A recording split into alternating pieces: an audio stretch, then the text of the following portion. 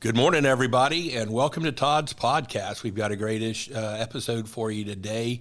Our guest is Dr. Steve Nelson. You're never going to hear this information on any other podcast in the world. Steve Nelson is the Chief Medical Examiner for Polk, Highlands, and Hardee County. We talk about how his office operates, his budget a little bit. We talk about some high-profile cases that he brought up, and we talked about drugs and different things that are in your body. So this is going to be an exciting episode. It'll be low key, but it will be good information, and I hope you enjoy it. It's going to be Todd's podcast with Dr. Steve Nelson. Hey, everybody. Welcome to Todd's podcast. As usual, our producer in the engineering booth of our worldwide entertainment empire is Eli, notorious Eli Nicholson. Eli, glad you're here again today. Thanks for having me, Todd. I hope you didn't get in trouble over the weekend. We've got an exciting podcast today. We have Dr. Steve Nelson. He is a past chairman of the State Medical Examiners Association, a member of the Florida Society of Pathologists. He is the state medical examiner for Polk, Highlands, and Hardee County. We're the same district as our state's attorney's office, so that's how we're all broken down. We had Brian Haas on last year, and so you cover the same counties as the state's attorney's office. And we're going to talk to Dr. Nelson about his office and kind of what he does as the state medical examiner, and got some pretty interesting questions that I hope you'll find this interesting. So, Dr. Nelson, thank you for coming in this morning. Thank you for having me. Look forward to it. What education does, you are a pathologist by training, Correct. by education. How did you decide pathology or endocrinology is what you wanted to get into? What was your decision? Was it early on, or was it, hey, I got through medical school, now what can I do? Or No, it was pretty early on. In college, I had a class in what's called histology, which is microscopic anatomy, looking under the microscope and that, and really fell in love with it back then. So at the time, applying to medical school, I had a pretty good idea that pathology was what I was going to end up doing. As far as forensic pathology that I do now for the most part, that was something that really wasn't high on my list. And in order to be board certified in pathology, you've got to do a little bit of this and a little bit of that. There's about 9 subspecialty areas in pathology, and forensic pathology is one of them.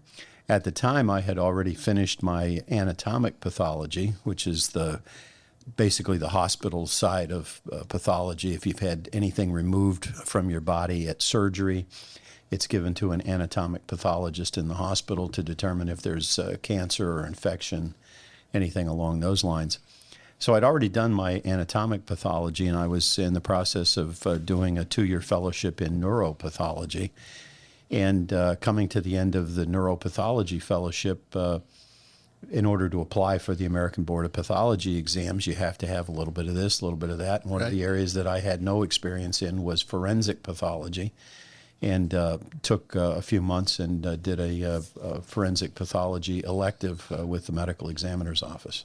And what does forensic mean in your world? Is it just the scientific side of it? Or essentially how medicine interacts with the law. With the law? Yes. Okay. Across the country, we hear there's a shortage of physicians. Everybody's struggling. How about pathologists? Is there a glut of those, or is there a shortage of you guys? Are you just like everybody else? There's not a lot of y'all around. Exactly. There's definitely not a lot around. Most medical school classes maybe have 1 or 2 kids that are going to go into pathology.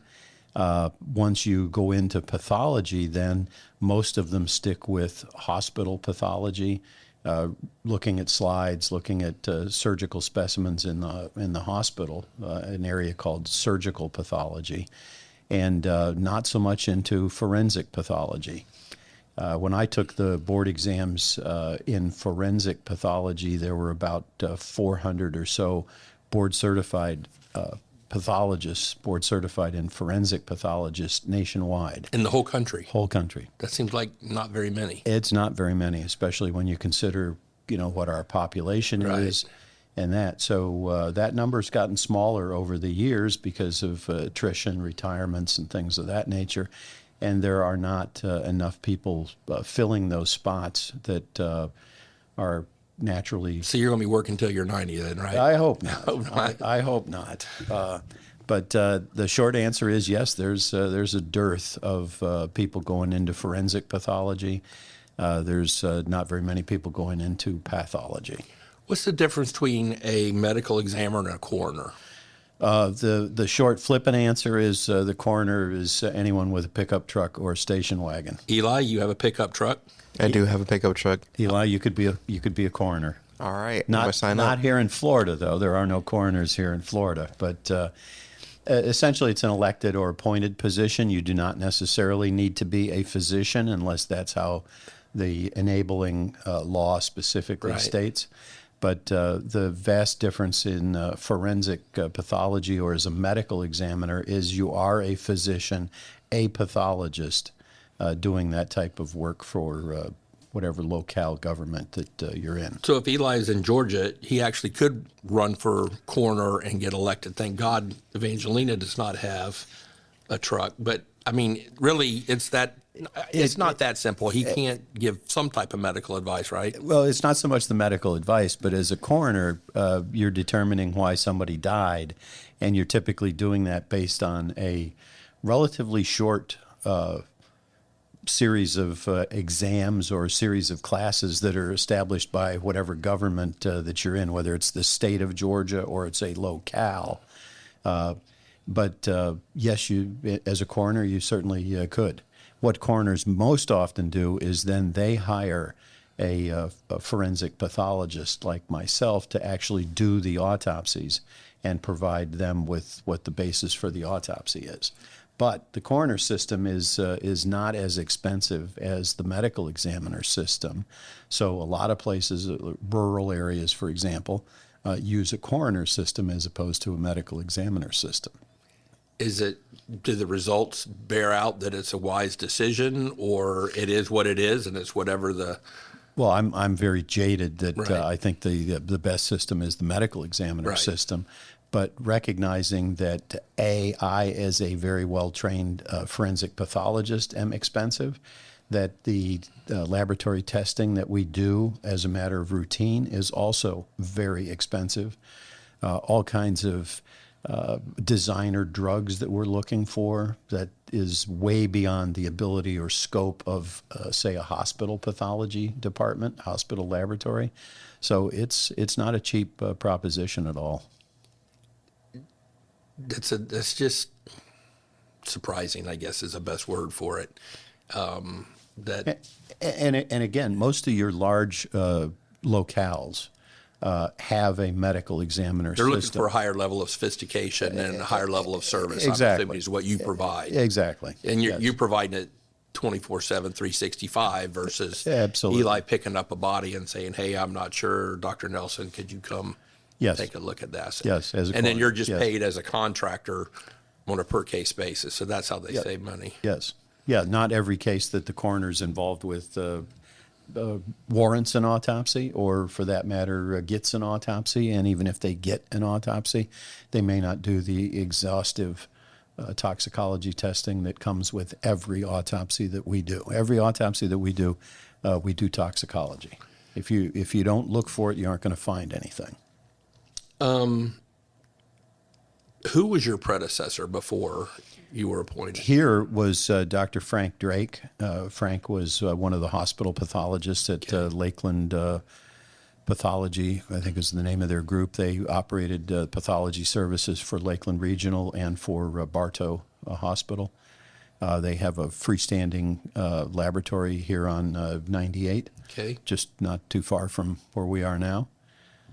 So Frank was my predecessor as the district medical examiner for years and years and years prior to my arrival. And you are appointed. You didn't run for the office and have to run every 4 years. You were appointed. And Frank was appointed as well. Okay. Which governor appointed you? I was initially appointed by Governor Childs.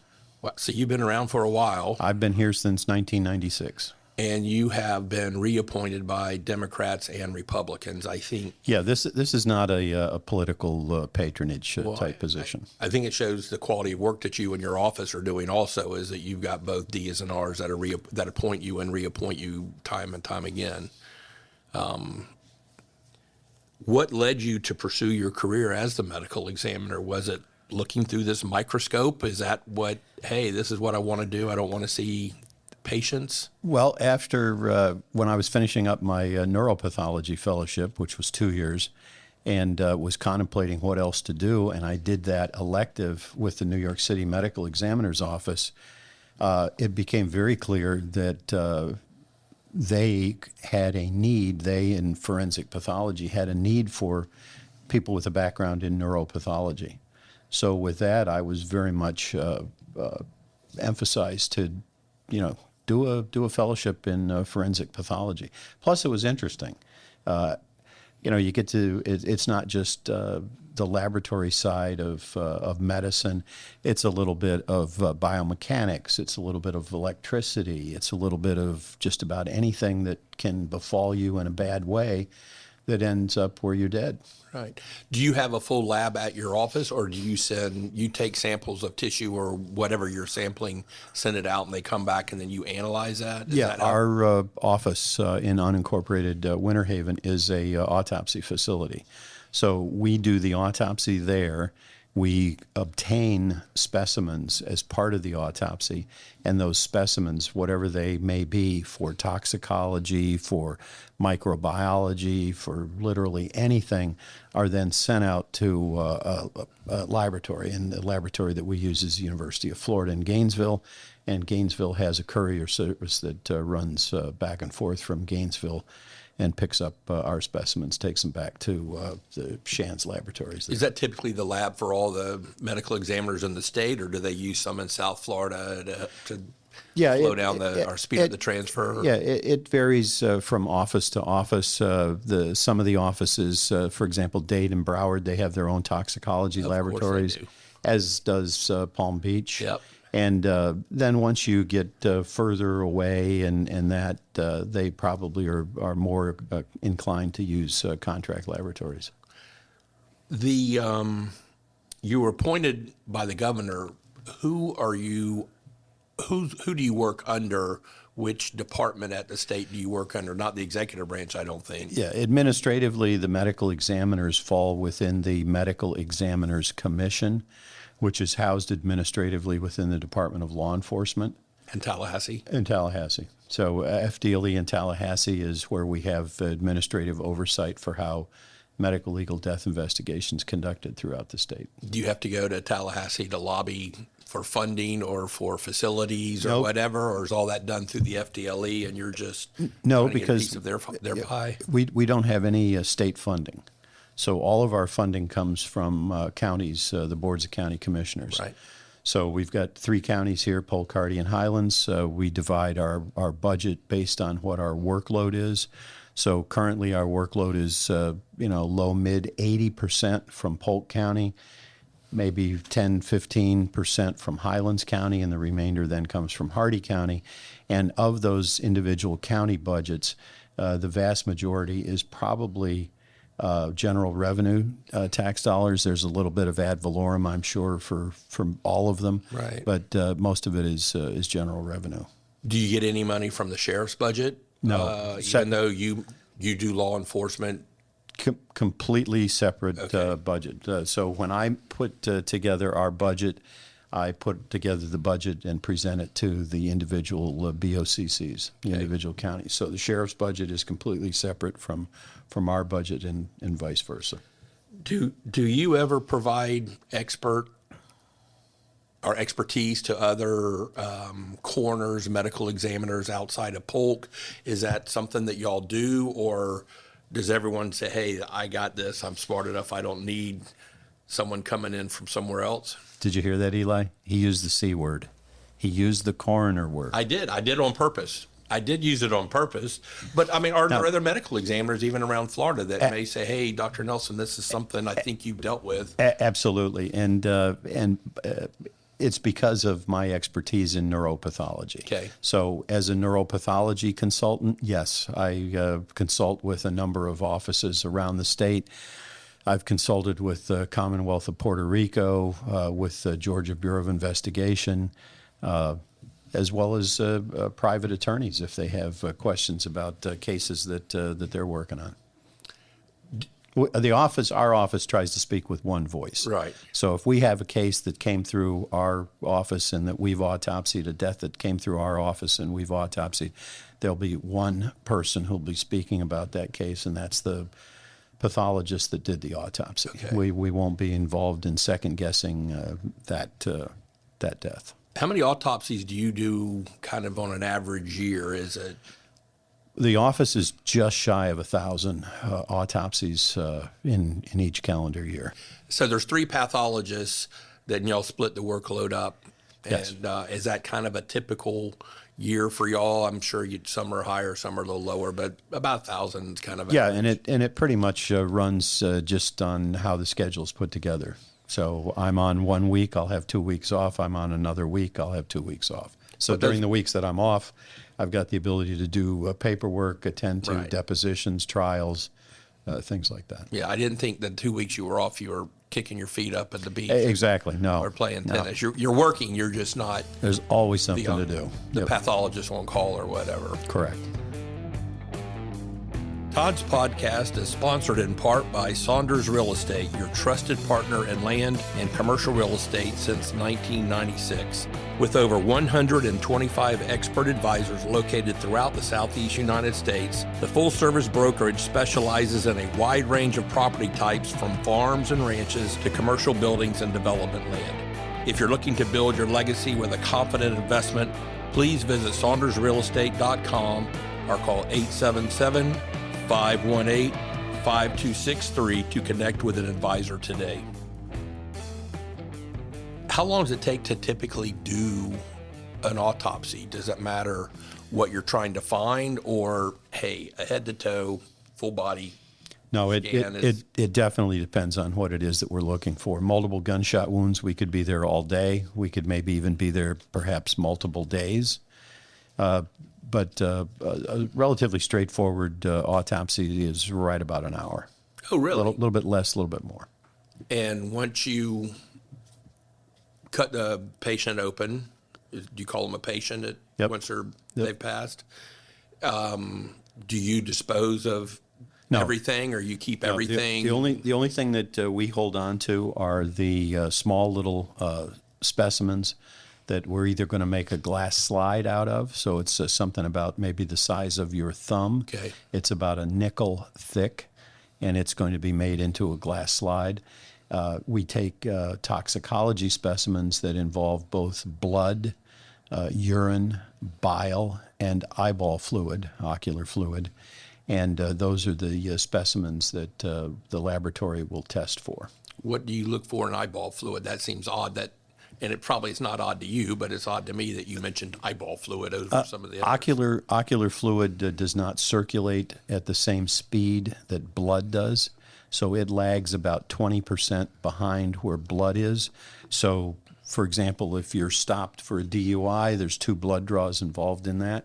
Very similar with autopsy specimens. We've got blood that we can examine. We can also examine the ocular fluid, and we can get an idea of, specifically with alcohol, how it's being metabolized. Is this person just on the way up, or are they already plateaued and now they're on the way down for metabolism of alcohol? So the more specimens that we have to do that with gives us a better indication of where those specimens are in time for metabolism. How about religious autopsies? I'm sure there are different rules for different religions. Is that something that took a long time for you to understand? Or, hey, if you have a Jewish person coming in, these are the rules for Jews, these are the rules for others? I trained at Albert Einstein College of Medicine in New York City, Jewish institution. We had one of the highest autopsy rates of any of the medical schools in the New York City area. So we're familiar with doing autopsies on folks that are Orthodox, real Orthodox. also Muslim and that. So no, it does not typically interfere with what it is that we're doing. And if we know that our decedent who's coming into the office is an observant Jew and the family's raised an objection to that, we will ask the family to provide us with the contact information for their rabbi, and we will have their rabbi speak directly with our rabbi. And if need be, their rabbi can come into our office and say prayers while we're doing the autopsy. But we're very familiar with the autopsy procedures on somebody who is an observant Jew. And it sounds like you try and respect every religion we do, very much that so. You're dealing with, and we hope that people that have a dealing with our office will only have to deal with our office one time, right. And we'll try to make it as pleasant and not uncomfortable as possible. So who determines who gets an autopsy and who doesn't? I mean, does the hospital say if someone dies and they can't figure it out, do they send it to you? Does a defense attorney? Does a prosecuting attorney? How do you get your business, I guess? Well, it's largely discretionary based on the statutes, Chapter 406 of Florida statutes. It's Chapter 11G of the Administrative Code. There is also a particular portion of Chapter 406 that says when directed by the state attorney. So the state attorney can order an autopsy to be performed, but largely it's those cases that are going to make the news, either the print news or the TV news. So homicides for sure, traffic accidents, overdoses, also deaths that are unexplained. So if everybody here suddenly dropped over dead, even if they've got medical history, the fact that there's so many people that are dead in one locale, that would be something that the medical examiner would be involved in. Is it an issue of, for example, carbon monoxide? Just what's going on that all of a sudden these folks have died? So, with regard to the statute, that it makes it pretty widely enabling. That we would get involved in things like that. Can anyone request an autopsy, or do you have to be a family member, or do you have to be law enforcement, or from the medical community? Well, we have had over the years individuals that have called and said, we think something went on at so-and-so's house, and they're now dead, they're at the funeral home, whatever. We'll make some inquiries about that. We'll certainly get law enforcement involved because law enforcement is really our eyes and ears on that. It's not that somebody from my office is going to go out and do those investigations. It's going to be somebody from sworn law enforcement that's going to be looking into those deaths. But yeah, we get it doesn't happen often, but yes, we get inquiries from the general public that says, something's happened. What do you think? Is there an average cost of what an autopsy? Oh gosh, costs, or does it depend on what you're looking for? Really. You made it sound like, hey, some might be an hour long, some might be a day or two. You're absolutely right. And if there is a high enough index of suspicion, and say, for example, our first round of toxicology comes back negative, then yes, we're going to be casting a wider net to see what additional things maybe are involved with that. We try to look at just about everything, but there obviously are some that are far more exotic than others, especially dealing with poisons and that.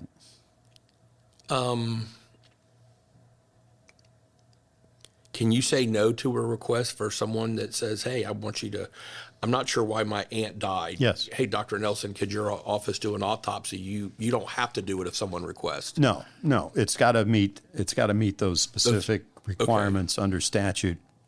And if your aunt has lots of history, is in hospice, has heart disease, a heart attack, cancer, something like that, chances are we would not be involved unless somebody's making an allegation that, for example, hospice over-medicated them or something like that.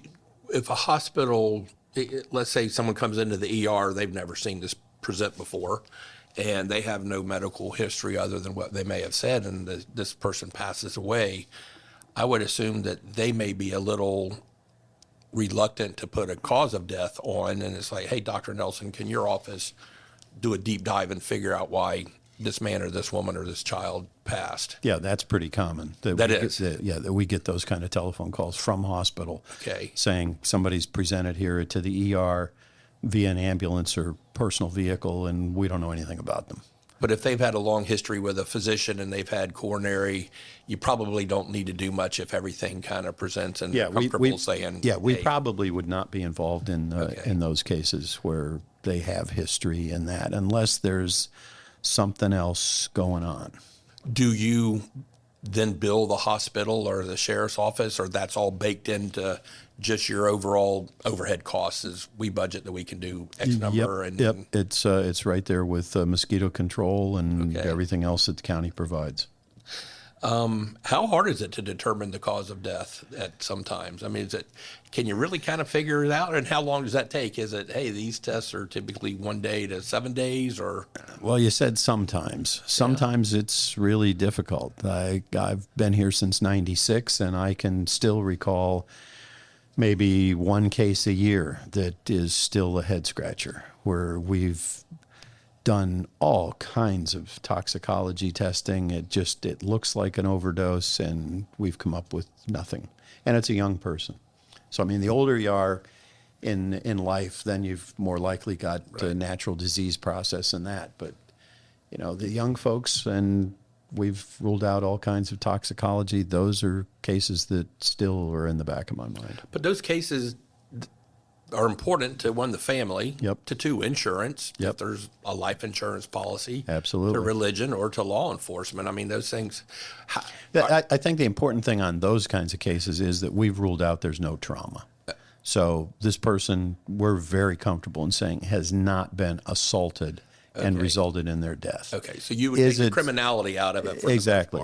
Yes, exactly. So I think from that standpoint, everybody ought to be reasonably comfortable that it's not criminality. But again, depending on what it is it a exotic poison that has resulted in the death?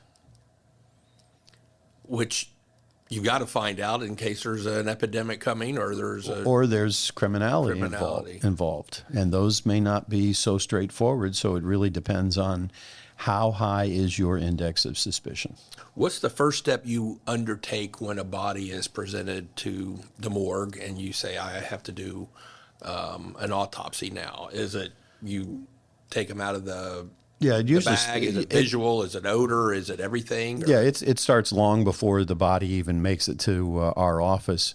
So we get a telephone call from whomever, whether it's law enforcement or it's a hospital or whomever, and we're starting to investigate based on what that telephone call provided us. So if the telephone call is just somebody shows up dead in the ER, how old are they? If they're a young person, chances are real good we're going to get law enforcement involved to help us with, is that a drug overdose type death? If they're, middle-aged, we'll probably have somebody be talking to the family. Does the family have any idea of a prior doctor, any medications at all in the house, things like that? Body comes into our building, then the person gets weighed, measured, photographed, the same kinds of things that you would have done typically when you go to the doctor for your annual physical and that. If you got any penetrating wounds in you, you're going to be x-rayed. What tools and technologies do you have to utilize when you do your job, and how have those tools and technologies changed? I'm sure you probably do things different now than you did in '96 because you've got better technology, better lab, better drugs, better... Well, that kind of testing comes long after we've done the autopsy. The autopsy has been around since, maybe the 1400s. So that's probably not changed that much. The royal we, use a very sharp knife, a scalpel, forceps, tweezers, ruler, and a pair of scissors. So all of that is, surgical grade materials, that same types of instruments that they would use in the operating room. And our incisions and examination of the body is based on that. Autopsy comes from the Latin and Greek words of auto, meaning self, and opsy, meaning to see. So literally the postmortem dissection of a dead person to determine why they died. What was it like the first time you performed one when you were the guy? Was it First autopsy I ever saw was when I was in high school, working in a local hospital. So, part of the first year of medical school is gross anatomy. So you have a cadaver, and you do your dissections on that cadaver. So, by the time we are finished with medical school and start residency in that's pretty much old hat, that we are very comfortable around, dead bodies and doing autopsies and that. So I guess my first time was not seeing a body, but was having the dissected frog in 7th grade biology class, and then we had a little piglet. Yep. But if you're a Polk County person and you like to hunt, you've certainly seen the anatomy of animals that have been harvested for sport and for food. And I guess that 7th grade is when you start weeding them out early on and say, hey, they're passing out from a frog. Exactly. Probably don't know to see Dr. Nelson at his office. Exactly. I can recall when my kids were in high school, we were trying to get animal specimens, hearts, lungs, livers, things like that, for them to use in their biology class. And I, would say to my wife, I am sure I am the only person who, in dress shoes and a tie and a sport coat, is walking around the slaughterhouse floor picking up organs from animals that have just been commercially slaughtered to take these specimens back to the classroom. So how's business? I mean, you're right here in Polk County. We're growing. Florida's growing by 1,000, 1,100, 1,200 people a day, depending on what statistic Gary's quoting. Polk, we're getting 60, 70, 80 people a day. Your facility was built, 20 some odd years ago? 2001, we took occupancy, 2002. So 22, 23 years ago. And we're in the process now of building a addition to that building, about $15.5 million addition. So yeah, it's the additional folks coming into our territory definitely raises our clientele. Right. No question about it. Most medical examiner offices around the country see about 10% of the dead.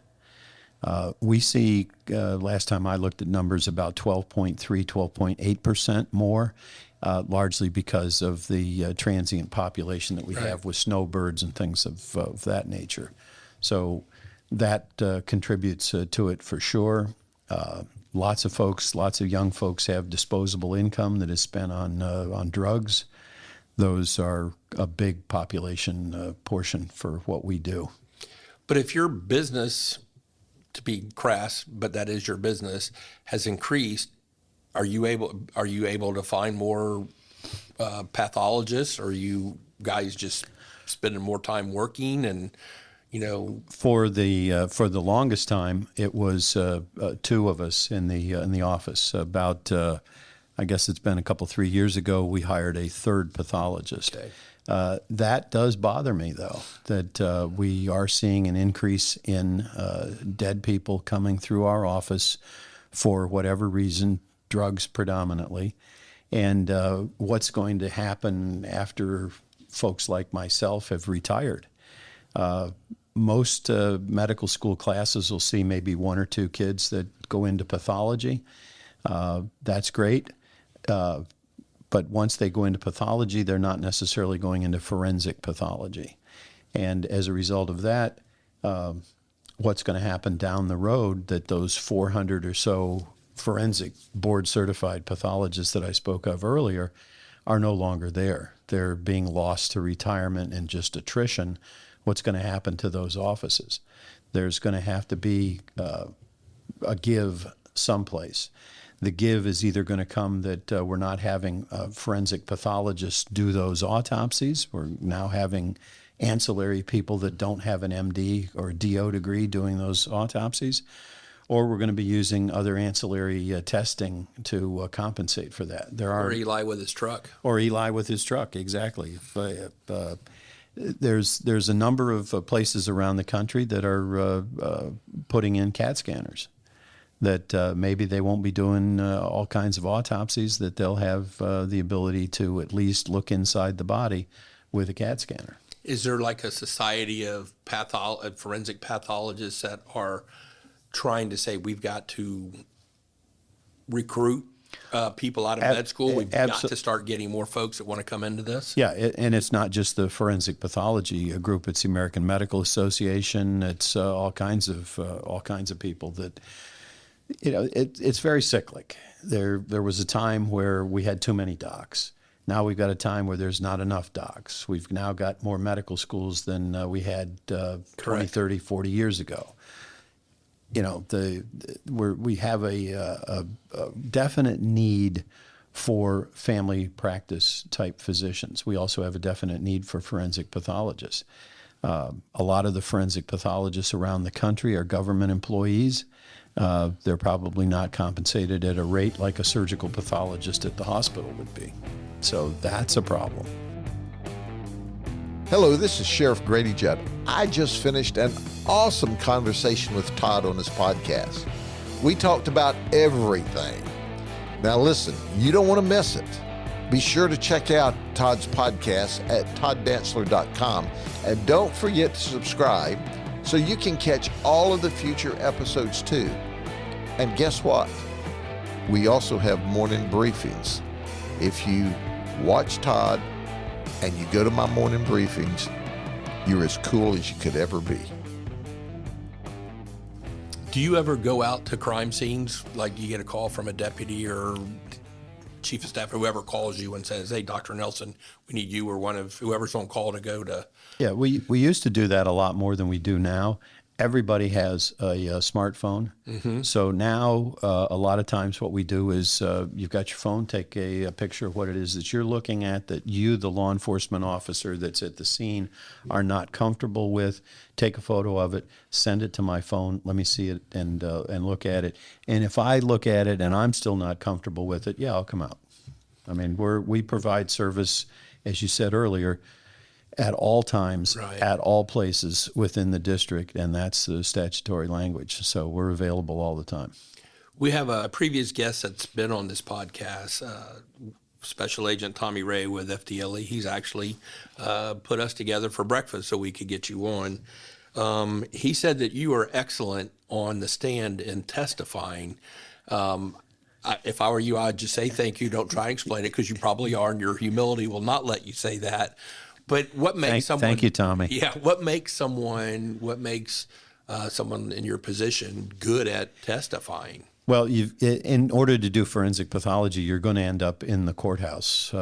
It's a given. So you better develop a thick skin, because it's an adversarial system, and develop a thick skin. And when the defense attorneys attack you, you can't take it personally. But you recognize in the back of your head that because they're attacking you personally, they may not have anything else to talk about that's germane to their case other than you personally. If there's no evidence to attack, exactly, attack the messenger. Exactly. Yep. How often do you testify in court, or you or your team? Yeah, as often as is needed is the easy answer. We were there last week down in Bartow. And again, it depends on how often. I mean, Polk is our biggest client, so we're probably in Bartow at the courthouse more often than not, and less than in Sebring at Highlands or in Wauchula for Hardee. Cold cases. How do you integrate with law enforcement about working with them? If they say, "Hey, this case is 10 years old. We got some new eyes, some new energy. Yep. We want a new crew of officers, detectives to look at this. Go talk to Dr. Nelson or his physicians." How does that happen? We talk with law enforcement all the time on cold cases. We, like the family, want to have these solved and have an answer. So we either do it individually. I met probably a couple, 3 weeks ago with Lakeland Police Department about a cold case. They've called just recently to tell me that they are working on a warrant for that cold case. So that's good news. Can you reopen the cases, or do you have to go to the state's attorney and say, hey, I've got some real questions, but I think I've got some new information that may help you with this? Is very much a team effort. The medical examiner does not solve crime.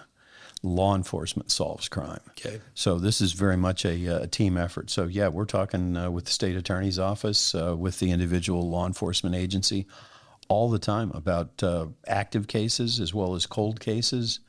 Is there a tie-in and that? And we've tried to have meetings where we get lots of folks' eyes on an old cold case, and maybe all those lots of new eyes can look at this old cold case and come up with something new that will result in it being solved. You've got to see some of the most gruesome things that have ever been done to human beings. How do you deal with this? How do you not take it home? How does your family help you deal with it? You know, how do you help your other staff and other physicians in your office deal with it? Even without telling my wife what's going on in the office in a particular day, she knows just on my mood whether we've had children in the office. Yeah. So that's something. And got a daughter who's interested in law school, who spent some time with the state attorney's office over the summer and said, Dad, there really are evil people. Yeah. So it's just, unfortunately, it's just part of the job, and you've got to deal with it. I don't think any of us, at least the three docs that we have, I don't think any of us are in therapy just yet, anyways. Well, how about the staff? I mean, I don't mean that flippantly, but I mean, you've got, I'm sure, young people there that may be not as hardened as you and your team. That say, do they then come to you and say, "Hey, Dr. Nelson, I'm having a hard time dealing with this"? We have a good group of women in the morgue who operate our morgue, and they all have some type of death background. Not everybody's been in a funeral home and things like that, but they're all very comfortable around dead people, and that's a plus. We've had people in the past that don't have that kind of a background, and unfortunately, they don't last very long. You just made a point to say you have an office full of women. Is it because, do you just hire women? Do they typically have a higher level of compassion? I don't mean that as sexist, but I mean... No, it's an excellent question. I think, and I may take an issue with the men on this, but I think the women are more detailed-oriented. And that's what we need, are very detailed-oriented people in the morgue, dealing with just even simple things like filing. If you're not going to file it correctly, you might as well have thrown it away because we'll never find it again. Yeah. So the women are very detailed-oriented on that. And we've got a good bunch of people that have been with me for as long as I've been here. Okay. Do you find that medical examiners typically have a good sense of humor? No, you have to deal with it? you have to have a sense of humor. You have to have a sense of humor. Otherwise, you'd spend your entire day probably crying, just because of everything that we see. As I say, people are incredibly evil. Yeah, and it kind of goes back to your question about your wife knows when Yes. you've dealt with some really horrific things. Yes. I would think that if some people saw you all dealing with things the way you do, they might say, "What's wrong with them?" But that's how you just have to process it. You have to have handle coping. it. Yeah, you have to have coping skills like that. Absolutely. I've been to the morgue a few times, taking different groups there. Sometimes the smells are quite pungent. Sometimes they can drop you to your knees. One young lady that was with us, she got ill, and we had to get her to the bathroom. And do you ever get immune to this smell, or do you just, it's tough for you, or you just handle it? No, it's one of those things that is part of the job, and smells are important to us. So unlike Silence of the Lambs, where we're putting Vicks or something under our noses to camouflage those smells, the smells are important. So we want to be able to recognize when there's a smell that is out of place, and just want to be able to recognize that. So smells are important, and smells are one of the things that does not come through on television. So we've had a number of people that say, oh, they love Quincy, they love CSI, they love Dr. G, medical examiner. They love all these programs. They want to work there until they meet the smells. And then they're very short-lived because they cannot believe the smells. But I will say the smells that are from decomposing body are not the same kinds of smells associated with garbage. So completely different kind of a smell there. And again, smells are important. I've smelled the decomposition room a couple of times, and it is a smell that you don't typically forget, and it does not smell like anything else. But I don't ever need to smell it again because it is such a horrific smell, and you know what bodies are there, and you get a body that's been in the Florida sun for some period of time.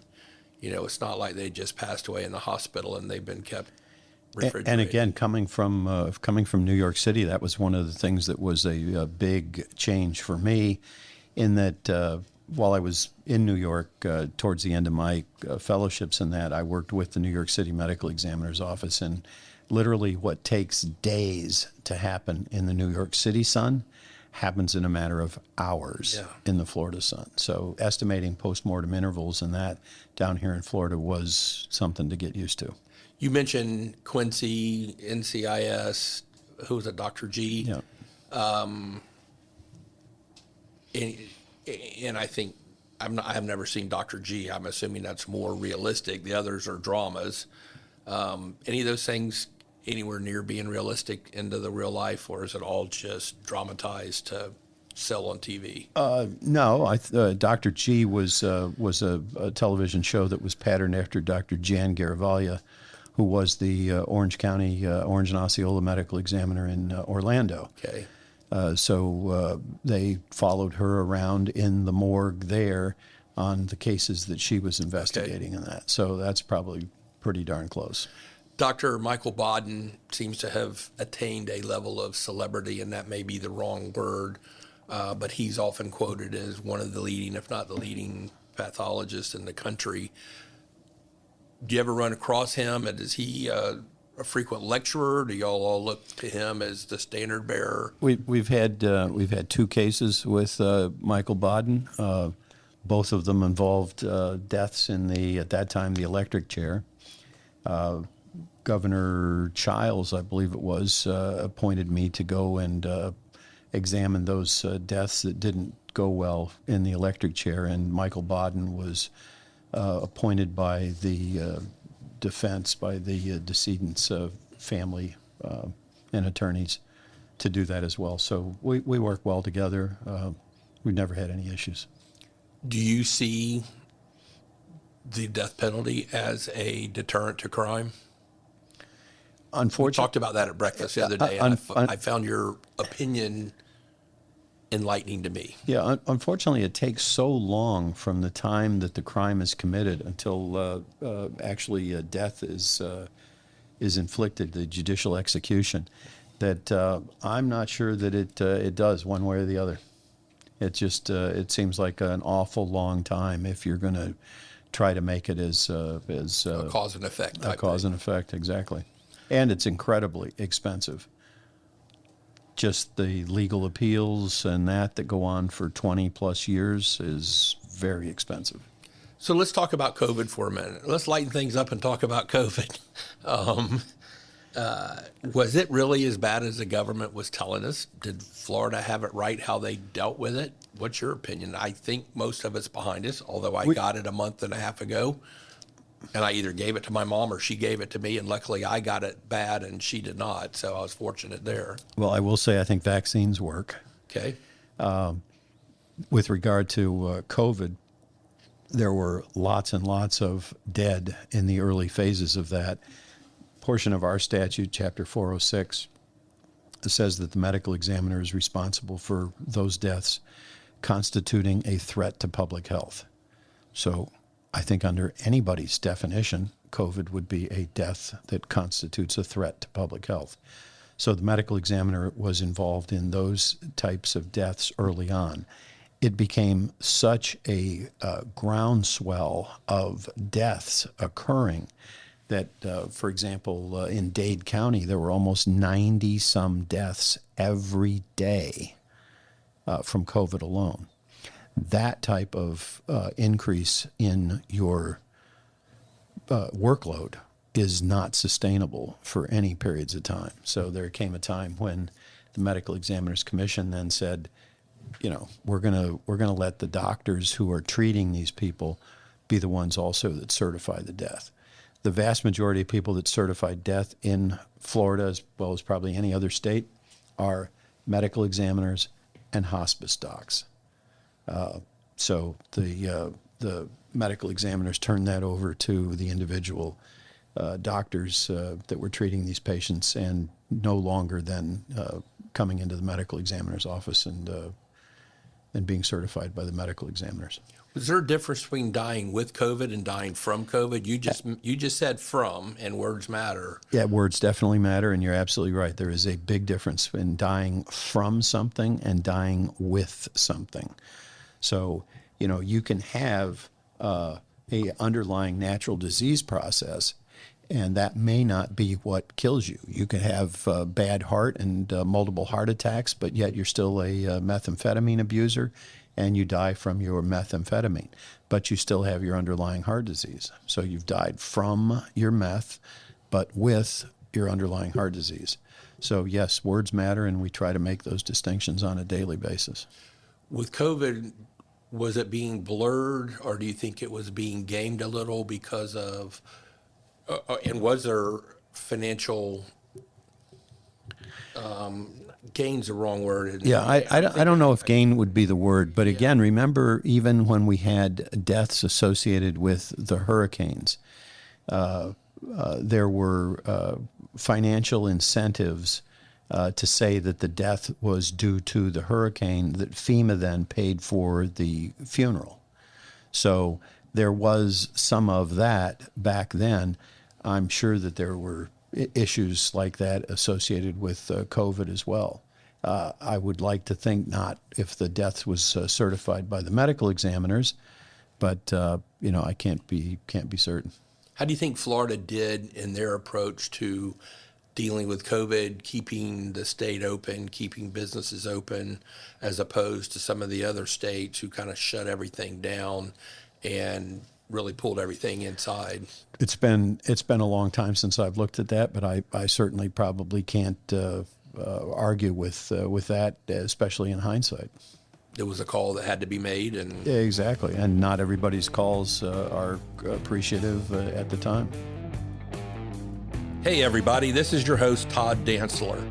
As most of you know, I'm a partner with Saunders Real Estate and have been a very active and working broker for over 42 years.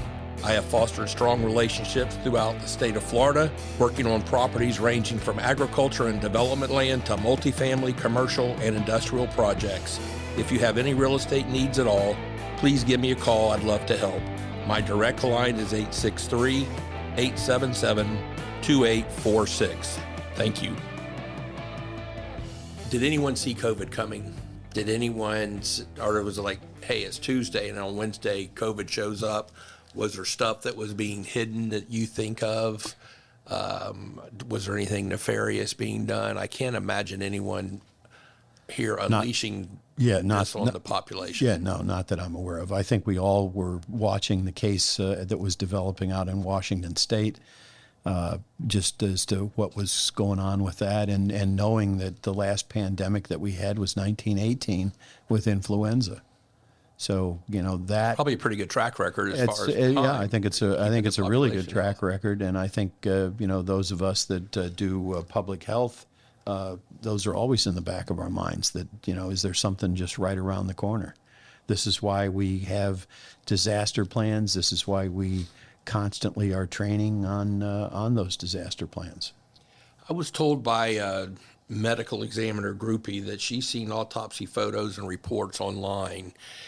How do these things leak out? Is it public information? You had mentioned that now the deputies may take a photo and send it to you, so it's more than just you taking it with your camera and you controlling the information. Are people getting hacked? How does some of these things get out? In Florida, we have a statute that came into being after Dale Earnhardt died at the Daytona Motor Speedway. So that death and his death there said that autopsy photographs are secret, and the only people that can get access to those photographs is next of kin, unless we, the medical examiners, are making a presentation to a state, local, or federal organization. So I can make a presentation to state, local, federal organization, but I can't do it and show autopsy photos like to the Kiwanis Club or the Rotary or something like that. The same thing goes that there's a opinion on this that we could show them to University of Florida, but could not show them to the University of Miami. One's state, the other's private. So be that as it may, that's kind of how we look at photographs. Those are photographs that come from us. The photographs that are taken by deputies on their smartphones at a scene are not autopsy photos. Okay. The autopsy photos, again, words matter. Autopsy photos are the photos that are taken at the autopsy. So those are something that's completely different than that. But once they leave us, if we gave copies of photographs to a family member, we have no way to control what the family member is going to do with those photographs. Whether they put them online or hand them out at church or whatever, there's no way that we can control that. But they're not coming from us. Does HIPAA have anything to do with how you govern? No, specifically HIPAA carves us out. Really? Coroners and medical examiners that we can get a hold of protected medical information from anyone, and they cannot hide behind HIPAA to prevent them from releasing it to us. Are there any, or what are some odd or unique cases or causes of death that might be unexpected to the general public that you've seen? What are some of the weird science type things is there anything that you could tell us about? Well, I don't know necessarily about the weird science type, but we can't pick and choose what kind of cases come through our doors. So I've been involved in some pretty high profile things. So certainly the deaths in the electric chair are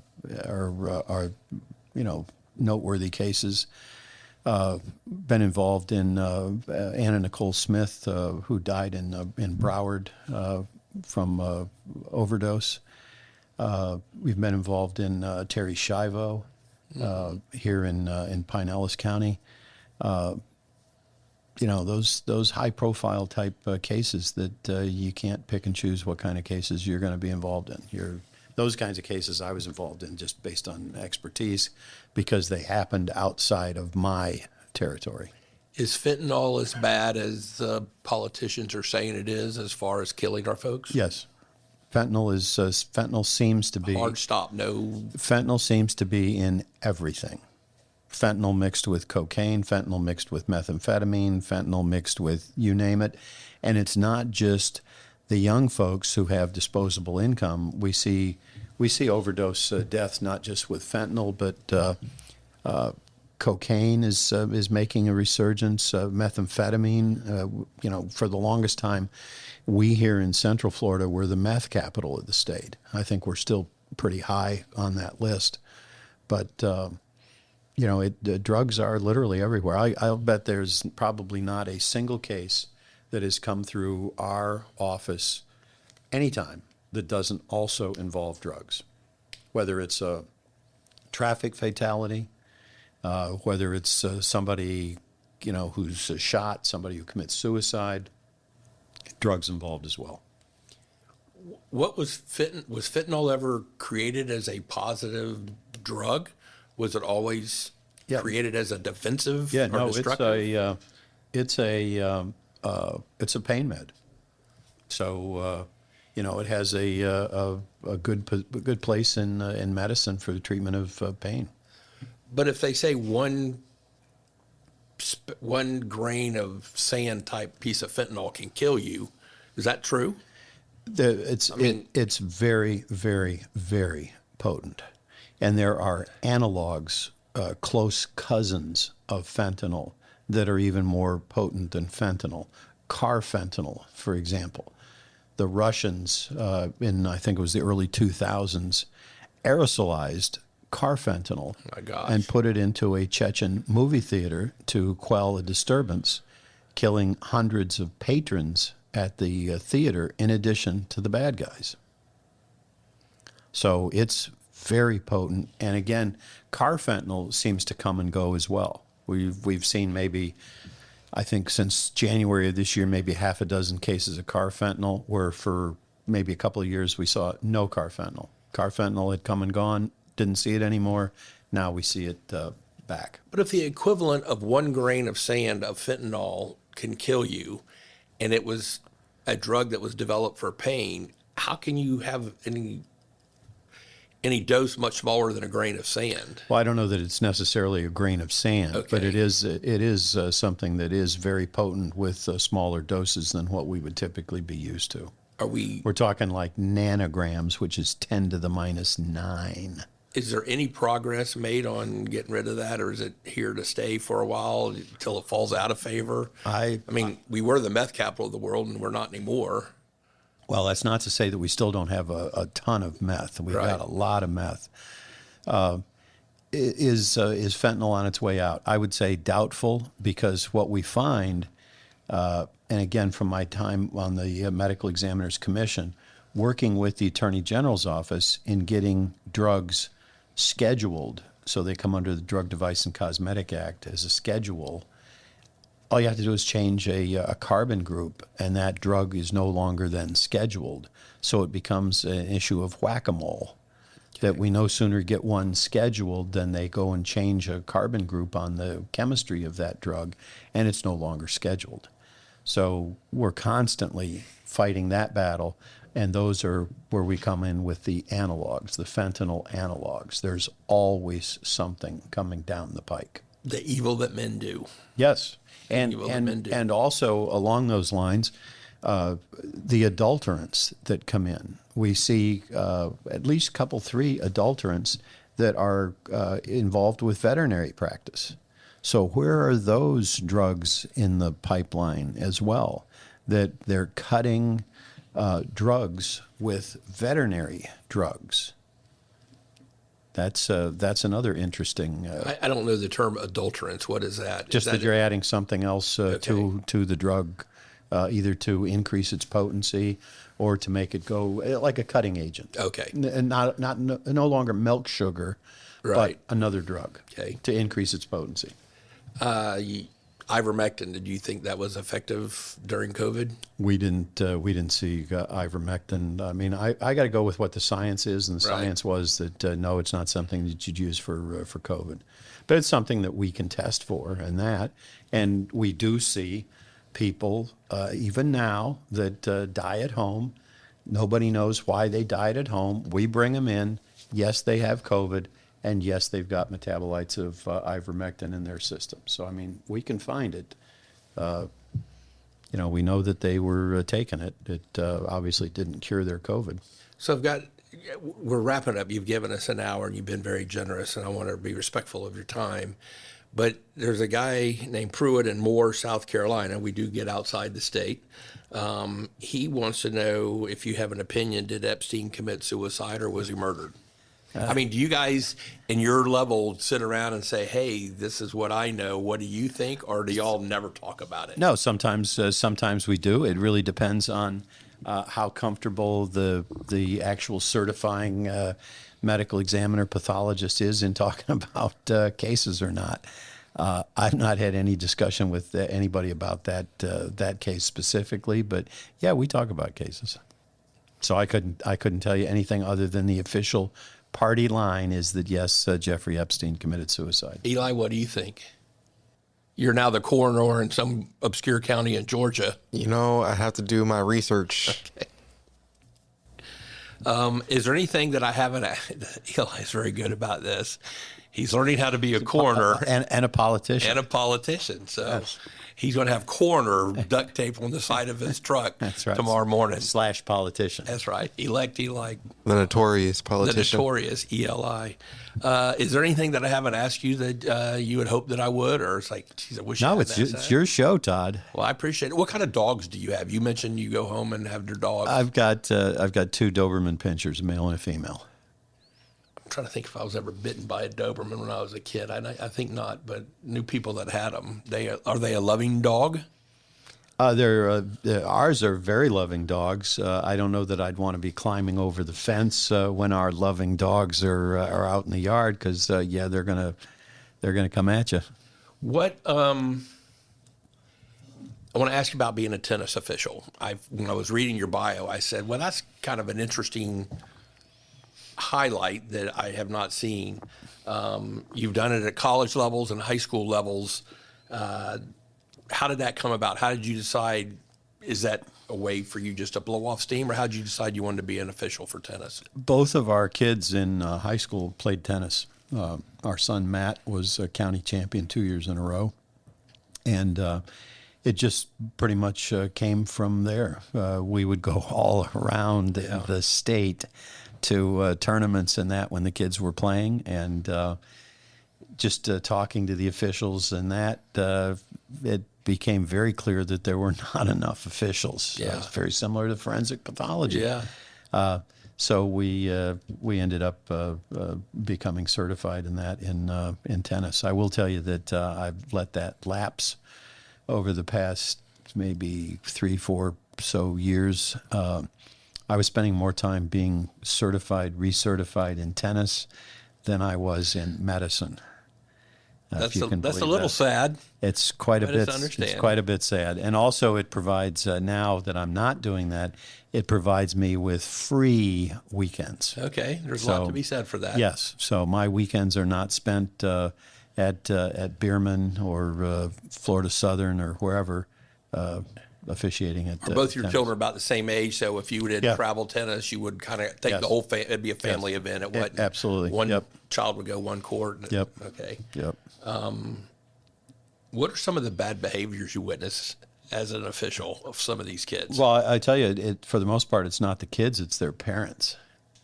Their parents are far worse than the kids, and it's just you try to tell them it's a game. Yeah, it's a game. Let's not get too wound up in this. Yeah, I played tennis in high school. That was the highest level I had played, and we had a couple guys that were real buttholes. And I don't know that they got it from their parents, other than the parents allowed it to happen. It's like, man, if I broke a racket, my dad would break it again over my head because you broke a $70 racket.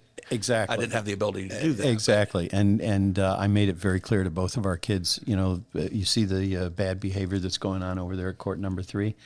If your dad ever sees that type of behavior, whether dad is the official or not, dad is coming on court. Right. And dad's going to take you off court. Which will be worse than anything that you could ever get from an official. Exactly. Anything. The threat of embarrassment and just public humiliation for children is sometimes an excellent deterrent. It is. It is. Absolutely. It works.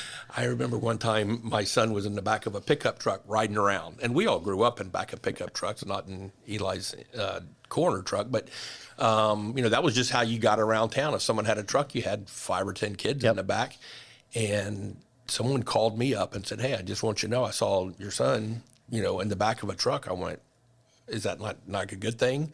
And because that's what I had done, and they said, "No, they're not supposed to do that." And I told my son, and he said, "My God, you know people all over." And I said, "The ones I don't know, Uncle Rick knows, and Uncle Brad knows, and Julie knows, and your mom knows, and everybody knows them.